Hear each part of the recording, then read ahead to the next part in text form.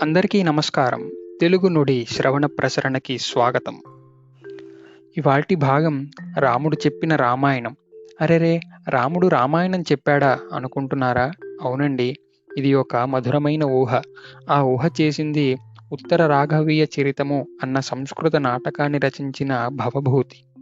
ఆ నాటకాన్ని తెలుగులోకి అనువదించిన వారు శ్రీ బలిజేపల్లి లక్ష్మీకాంతం గారు. ఉత్తర రాఘవము అన్న పేరుతో. రావణ సంహారమయి అయోధ్య రాజ్య పట్టాభిషేకం తరువాత జరిగిన రాముని కథే ఈ నాటకంలోని కథ. దీనినే వాల్మీకి రామాయణంలో ఉత్తరకాండగా వ్యవహరిస్తారు. లవకుశ, శ్రీరామరాజ్యం చలనచిత్రాలలోని కథాంశం కూడా ఇదే. ఇప్పుడు ఆ నాటకంలో ప్రథమాంకంలోని ఒక సన్నివేశంలో గర్భవతి అయిన సీత, రాముడు, లక్ష్మణుడు కలిసి అప్పటిదాకా జరిగిన రామాయణ కథంతా చిత్రకారుడి చేత చిత్రింప చేసుకుని ఆ పటాలను ముగ్గురూ చూస్తూ తమ కథను నెమరు వేసుకుంటారు. మరి ఆ నెమరు వేసుకోవటంలో వచ్చిన కొన్ని తెలుగు పద్యాలు, కొంత సంభాషణలు విందాము. అసలే రాముడు మృదుభాషి.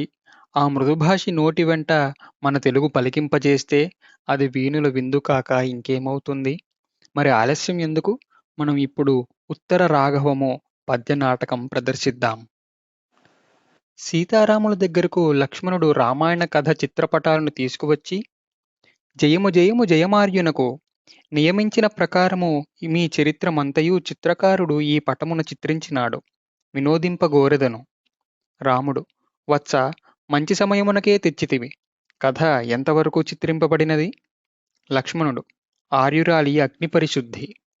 రాముడు: హా, పాపము శాంతించుగాక. దేవి, దేవయజన సంభవ, క్షమింపుము, ఈ ప్రవాదము యావజ్జీవితమైనది. సీత: ఆర్యపుత్ర, మరచిపోండా విషయమును. రండు, పవిత్రమైన మీ చరిత్రము చూతము. లక్ష్మణుడు చిత్రపటము విప్పి, ఇదియే ఆ చిత్రపటము. సీత: వీరెవ్వరు ఆకాశమున క్రిక్కిరిసినట్లు నిలువంబడి ఆర్యపుత్రుని స్తుతించుచున్నట్లున్నారు? లక్ష్మణుడు: ఇవియే రహస్యములగు జృంభకాస్త్రములు. తాటకా సంహార సమయమున భగవానుడు విశ్వామిత్రుడు అన్నగారికి ప్రసాదించిన ఆ అస్త్రరాజములివియే. రాముడు: దేవి, నమస్కరింపు మీ అస్త్రరాజములకు. బ్రహ్మాదులకు మహానుభావులు వేనవేలు వత్సరములు తపంబొనరించి లోకహితార్థమై వీనిని సృష్టించిరి. సీత: నమస్కారము దివ్యాస్త్రములారా. లక్ష్మణుడు: చూడుడు, ఇది మిథిలా వృత్తాంతము. సీత: ఓహో, ఎంత మనోహరము! ఇదిగో ఆర్యపుత్రుని సౌందర్యమూర్తి. అప్పుడే వికసించుచున్న నల్ల కల్వరేకుంబోలిన చామన ఛాయతో నున్ననై చిక్కనై బలిష్టమయ్యున్న ఈ శరీర సౌభాగ్యమును రెప్పవేయక మా నాన్నగారు రెచ్చపడి చూచుచున్నారు. ఆహా, అల్లారు ముద్దారు పిల్ల జులుపములతో నందగించు వదనారవిందమునందా మందహాసమేమి అవలీలగా హరచాప మందికొని ఎక్కిడుచున్నారు. లక్ష్మణుడు: వీరే మీ తండ్రిగారు గావించుచుండిరనగు వియ్యంకులకు వశిష్ఠాది మునుల దత్త దుచిత ప్రకార సత్కార విధుల తన పురోహితుడైన గౌతముని గూడి. రాముడు: ఆహా, నేత్రోత్సవకరమైనది ఈ విషయము. సీత: ఆహా, వీరే పెండ్లి కొడుకులు, మీ నలుగురు అన్నదమ్ములు. కలకలలాడుచున్నవి పెండ్లి కలలు. ఆహా, ఆ ప్రదేశమందే, ఆ సమయమందే ఇప్పుడున్నానా ఏమి? రాముడు: నేనునూ నట్లే అనుకుంచున్నాను. లక్ష్మణుడు: ఈమె పెద్దవదిన గారు, ఈమె చిన్నవదిన మాండవి, ఇది మరదలు శృతకీర్తియును. సీత చిరునవ్వుతో: వత్స, ఇది ఎవరు? ఇంకొకతే. లక్ష్మణుడు: తనలో వదినగారు ఊర్మిళను అడుగుచున్నారు, కాని దృష్టి మరి ఒక చోటికి మరల్చెద. ఆర్యులారా, చూడుడు, ఈయన పరశురాముడు. సీత: అమ్మయ్యో, భయమగుచున్నది. రాముడు: ఋషి సత్తమా, నమస్కారము. లక్ష్మణుడు: ఇదిగో మనం అయోధ్య చేరితిమి. రాముడు: వత్స సౌమిత్రి, తండ్రిగారుండ తల్లులెంతయును ప్రీతి క్రొత్తగా పెండ్లి అయిన నల్గుర కొమాళ్ళ ముద్దు ముచ్చటగని పెంపమురియుచుండు మంచి దివసంబులవి అంతరించెనె గదా. అంటే తల్లిదండ్రులు కొత్తగా పెళ్ళైన ఆ నలుగురు కొమ్మాళ్ళను చూసుకుని ఎంతో ముచ్చట పడిపోతారంట. ఆ మంచి రోజులు అంతరించిపోయాయి కదా అని రాముడి భావము. అప్పుడు లక్ష్మణుడు: ఇంక మంచి దివసంబులెక్కడివి, ఇదిగో మంధర. రాముడు వేరొకచో తిలకించి: చూడు వైదేహి, శృంగిబేరిపురంబు సేరంగగవిన ఇంగుదీ పాదపం విదియేలతాంగి దీని నీడనే పల్లె మన్నీని తోడ మనకు లభించే భవ్య సమాగమంబు. సీతాదేవి దృష్టి మరల్చడానికి రాముడు ఇలా అన్నాడు. శృంగిబేరిపురము చేరి గవిన ఇంగుదీ పాదపం విది. గవిన అనంటే ఒక రాజద్వారము. ఆ సిటీ గేట్ అంటాం కదా అది. ఇంగుదీ పాదపం విది. ఇంగుదీ పాదపం అంటే గార చెట్టు యొక్క రసము. దాని నీడలో పల్లె మన్నీని తోడ. పల్లె మన్నీని అంటే పల్లె రాజు. ఆ మనకు లభించే భవ్య సమాగమంబు. ఆయన గౌరవ మర్యాదలు మనకి లభించాయి అని రాముడు గుర్తు చేసుకుంటున్నాడు. అప్పుడు లక్ష్మణుడు నవ్వుచూ తనలో ఆర్యుడు కైకేయీ వృత్తాంతమును దాటవేసినాడు. సీత: ఇది జటాబంధన వృత్తాంతము కదా? లక్ష్మణుడు: అవునమ్మా, ఆ కాలమహిమ ఎట్టిదో కాని. ముదిసి ముప్పున రాజ్య సంపదల సుతుల పరము గావించి ఇక్ష్వాకు ధరణిపతులు గైకొనుడు పుణ్యమారణ్య వ్రతంబు చేకొన్నె గదమ్మ మాయన్న చిన్ననాడే. అంటే ముసలి వయసు వచ్చాక రాజ్య సంపదలు అన్నీ కుమారులకి ఇచ్చి ఇక్ష్వాకు రాజులు ఆ అరణ్య వ్రతాన్ని తీసుకుంటారు. కానీ ఆ వ్రతాన్ని మా అన్నగారు చిన్ననాడే తీసుకున్నారు కదమ్మా అని తలుచుకుంటాడు లక్ష్మణుడు. సీత: ఇది కదా ప్రసన్న పుణ్య సలిలయగు భగవతి భాగీరథి. లక్ష్మణుడు: అవును తల్లి, ఇక్కడ నుండి భరద్వాజాశ్రమం మీదుగా మనము దక్షిణారణ్యము ప్రవేశించితిమి. సీత: ఇదిగో మన దక్షిణారణ్య యాత్ర. జరిగినది జరిగినట్లుగానే చిత్రింపబడినది. నాకెండపొడ సోకుకొనుటకై ఆర్యపుత్రులు నా తలపైనొక తాళవృంత మాతపత్రముగ పట్టి నన్ను మెల్లన నడిపించుచున్నారు. లక్ష్మణుడు: అదిగో అమ్మా, ఈ ప్రాంతముననే ప్రశాంతములైన తపోవన భూములు. చూడుడు, సెలయేళ్ల తీరములందలి తరుమూలముల ఆశ్రయించి తపంబొనరించు వానప్రస్థుల చేతను ఈ ప్రాంతము ప్రశాంత మనోహరము. రాముడు: ఆహా, ఇది చూచుచున్నప్పుడల్లా మునిపల్లెల జీవితములెల్ల నాకు కన్నుల కట్టినట్లున్నవి. కలసిని వరిధాన్యముల దంచు జడదారి పతుల మేటి సువ్వాల పాట. చిలుకలుం గోరువంకలు పెద్దలేతేర హాస్యతామను స్వాగతానువాదం. ఏకారుణన్ బీరువోక పూసి ఫలించు స్వచ్ఛంద తరులతా సంచయంబు. బ్రహ్మ విద్యార్థ తాత్పర్య చర్యాధీన పరమర్షి గంభీర భావగరిమ. తులసి బృందావనము నుండి మలయుచుండు వలపు చల్లని గాడ్పుల వైభవంబు. తలచుకొనినంత మేనెల్ల పులకరించు సౌఖ్యముల కొల్ల మునుల ఆశ్రయములెల్లా అంటాడు రాముడు. ఆ కలసిని వరిధాన్యముల దంచు జటదారి. జటదారి అంటే ఆ మునులు. ఆ మునిపతులు సువ్వాల పాటలు పాడుతూ ఆ వరిధాన్యాలను దంచేవారంట. చిలుకలు గోరువంకలు పెద్దరేవైనా వస్తే ఆశీర్వదించి స్వాగతించేవారంట. ఏ కారుణన్ బీరువోక. ఏ కాలంలోనైనా బీరువోక అంటే వృధా పోకుండా పూసి ఫలించు స్వచ్ఛంద తరులత సంచయంబు. ఆ చెట్లు పుష్పాలు పువ్వులు పండ్లు అన్నీ ఫలించేవి ఆ చెట్లకు, ఆ వనంలో. అలా సౌఖ్యముల కొల్ల మునుల ఆశ్రములెల్లా. సౌఖ్యముల కొల్ల. కొల్ల అంటే అధికము. సుఖానికి చాలా అధికంగా దొరికేది ఆ ముని ఆశ్రమంలో అంటూ రాముడు గుర్తు చేసుకుని ఆనందిస్తూ ఉంటాడు. సీత: ఆహా, ఈ ప్రదేశం ఎంత తడవు చూచినను తనివి తీరకున్నది. లక్ష్మణుడు: ఇక్కడ గోదావరి తీరాన దండకారణ్యము. రాముడు: నెచ్చెలి, ఈ ప్రాంతమున కొంతకాలము నివసించి మనమెంత ఉల్లాసముగా కాలము గడిపితుమో స్మరణకు వచ్చుచున్నదా? సీత: మనోరమణ, అరణ్యమందున్నను మనము సౌఖ్యముగనే కాలము గడిపితిమి. రాజధానియందు ఇంత నిరాకులమగు సౌఖ్యమెక్కడిది? చూడుడు, దొరకునా ఇచ్చటి తోరబండిన రేగు బండ్ల బేసంబు నీవార భుక్తి. కలుగునా చేతి మేతల బెంచి మంచి నవన కురంగీ స్నేహ వైభవంబు. చేకూడునా తపస్వినులాదరము తోడ సారపెట్టిన మేలి నారచీర. మరల లభించునా మనకు గోదావరి పురిన హంసాంగన విలనములు. భుజముల నలంతి బిందెలంబూని పారుటాకు బయటలు తడియ ముద్దారు నడల తపసి కన్నెలు పాదులం తడపునట్టి మధుర నిగమార్థ గీతికల్ మరొపగనునే. ఈ రాజధానిలో దొరకునా ఇచ్చటి తోర పండిన రేగు పండ్ల బేసంబు. బేసంబు అంటే రసము అని అర్థము. ఆ రేగుపండ్ల రసము, ఇంకా నీవార భుక్తి, ఆ ధాన్యములతో ఉన్న భోజనము మనకి దొరుకుతుందా? కలుగునా చేతి మేతల పెంచి మంచిన వన కురంగి స్నేహ వైభవంబు. మన చేతులతో మేత పెట్టి పెంచిన ఆ వన కురంగి, కురంగి అంటే లేడి. వాటి స్నేహ వైభవంబు మనకి కలుగునా? చేకూడున తపస్వినులాదరముతోడ సారెపెట్టిన మేలి నారచీర. మనము తపస్వినులకు దగ్గరకు వెళ్ళినప్పుడు వాళ్ళు ఆదరముతో పెట్టిన ఆ మేలైన నారచీరలు మనకి మళ్ళీ చేకూరుతాయా?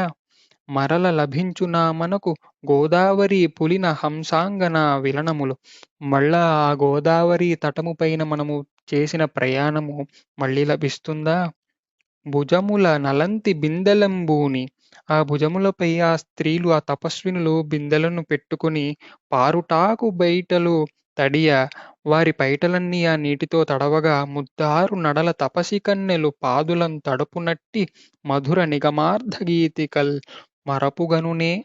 అంటే అలా నడుస్తూ ఉంటే వాళ్ళు పాడే నిగమార్థ గీతికలు మనము మర్చిపోతామా? నిగమము అంటే వేదము. అలా వాళ్ళు తపస్సు చేసుకుంటున్నప్పుడు పాడుకునే వేదములు, గీతికలు ఏమైనా మనము మరచిపోయేటట్టు ఉన్నాయా? అని సీతాదేవి అనుకుంటూ ఉంటుంది. లక్ష్మణుడు, అమ్మా! ఇది పంచవటి. ఇదిగో శూర్పణఖ. సీత: అయ్యో ఆర్యపుత్రా! ఇంతవరకే కదా మిమ్ము కలసియుండు భాగ్యము నాకు. రాముడు: ఓసి వియోగ భీరు! ఇది చిత్రపటము. సీత: ఏమైనను దుర్జనుడు దుఃఖమునే కలిగించు కదా.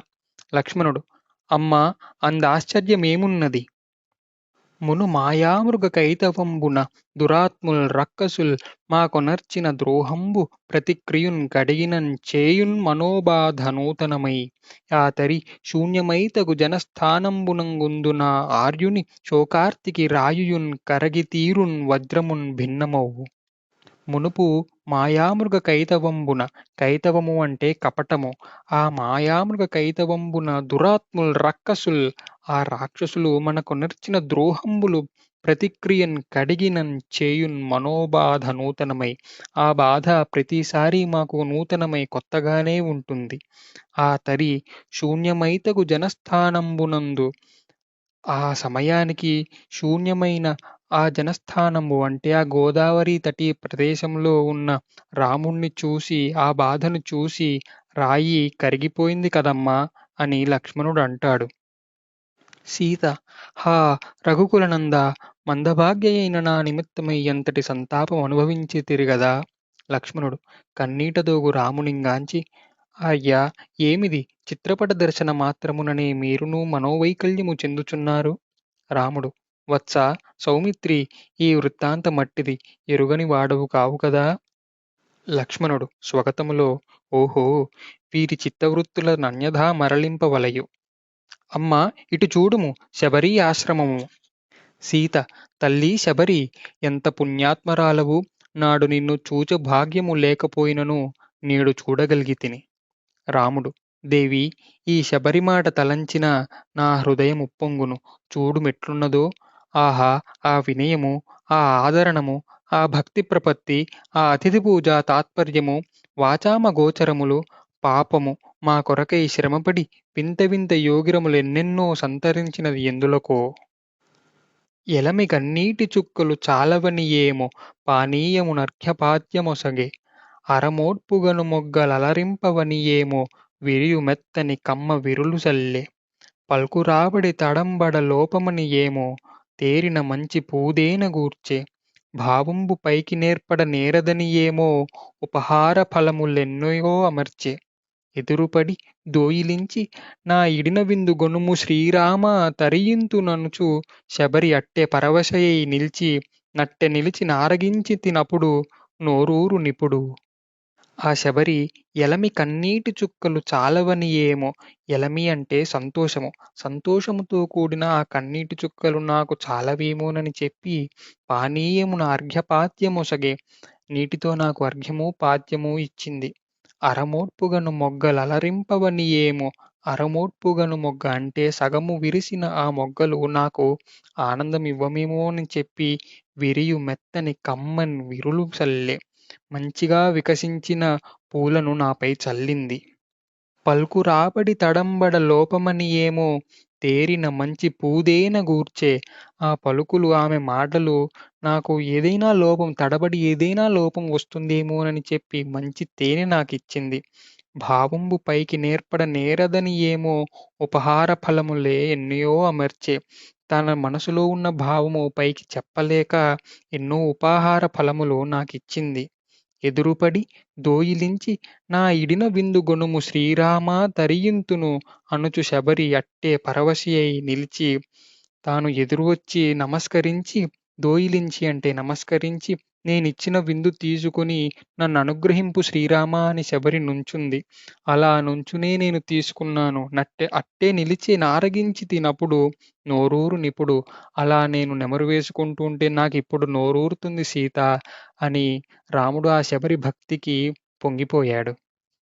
లక్ష్మణుడు: ఈతడు మహానుభావుడు హనుమంతుడు. సీత: ఆహా! చిరకాలమునకు కంటిని చిర నిర్విణ్ణమైన జీవలోకము సముద్ధరించిన ఈ పరమోపకారిని. రాముడు: అంజనానందవర్ధుండనై ఇతడు బాహుశాలి శుభక్రియా దోహలుండు. ఇతని శౌర్యంబునన్ కృతార్థత ఘటిల్లె కలికి మనకును నెల్ల జగంబులకును. ఈ హనుమంతుడు మహాపరాక్రమశాలి, మన కోసము శుభక్రియా దోహలుండు. ఇతని శౌర్యంబునన్ కృతార్థత ఘటిల్లె కలికి. ఇతని శౌర్యముతో కృతార్థత ఘటిల్లె కలికి. కలికి అంటే అందమైన ఆడది అని అర్థము. కృతార్థత వచ్చింది ఈ హనుమంతుడి వల్ల మనకును ఎల్ల జగంబులకును అని రాముడు హనుమంతుడి గూర్చి తలుచుకుంటాడు. అప్పుడు లక్ష్మణుడు: విరమించెదను. కథ ఇంకనూ మిగిలియున్నది. కాని ఆర్యురాలు కడు అలసట చెందినట్లున్నది. కొండొక విశ్రమింతురుగాక. కొండొక అంటే కొంచెము అని అర్థము. సీత: ఆర్యపుత్ర, చిత్రపట దర్శనముచే నాకొక అభిలాష ఒడమినది. విన్నవించుకొందునా? రాముడు: అది ఏలా? ఆజ్ఞాపింపుము. సీత: ప్రశాంతములగు తపోవన వాటికల విహరించుచు మునిపత్నులతోడ భాగీరథియందు జలకములు ఆడవలయునని. రాముడు: వత్స లక్ష్మణ, ఈమె కోరిక వెంటనే చెల్లింపుము. కుదుపు లేకుండా సుఖముగా ప్రయాణము చేయదగిన రథము సిద్ధము చేయుము. లక్ష్మణుడు: చిత్తము అని నిష్క్రమించును. రాముడు: ప్రేయసి రమ్ము, ఈ వాతాయనము కడ అనుకింత విశ్రమింతుము. వాతాయనము అంటే కిటికీ. అలా తమ కథను మానవమాతృలులాగా నెమరు వేసుకొని మనకు రమణీయమైన గ్రాంధిక తెలుగును వినిపించారు ఆ సీతారామ లక్ష్మణులు. ఆ రామాయణాన్ని మనం కూడా నెమరు వేసుకొని ఆనందించి తిరిగి వేరొక అంశములో మళ్ళీ కలుద్దాం. సెలవు.